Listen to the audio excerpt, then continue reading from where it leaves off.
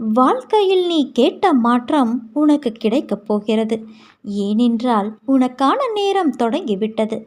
இனி உன் வாழ்வில் சந்தோஷம் மட்டும்தான் நிலைத்திருக்கும்.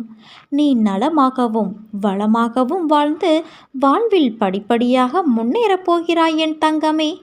என் அனுமதியில்லாமல் உன்னை துன்புறுத்தி பார்க்க ஆசைப்படுபவன் என்னை துன்புறுத்தி பார்ப்பதற்கு சமம். கடுகளவு கூட ஒரு நாளும் நீ கலங்காதே. உனக்கான ஒரு விஷயம் தாமதமாகிறது என்றால் அது உனக்கான நிறைவான விஷயமாய் மாறப்போகிறது என்று அர்த்தம். உன்னை சோதிப்பேனே தவிர ஒருபோதும் உன் சாயப்பாவான நான் கைவிட மாட்டேன். உன் எதிர்காலத்தை தீர்மானித்து விட்டேன் என் குழந்தையே.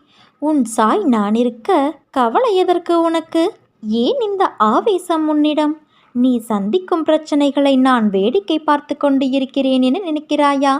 என்னை நினைத்தாலே நான் உன்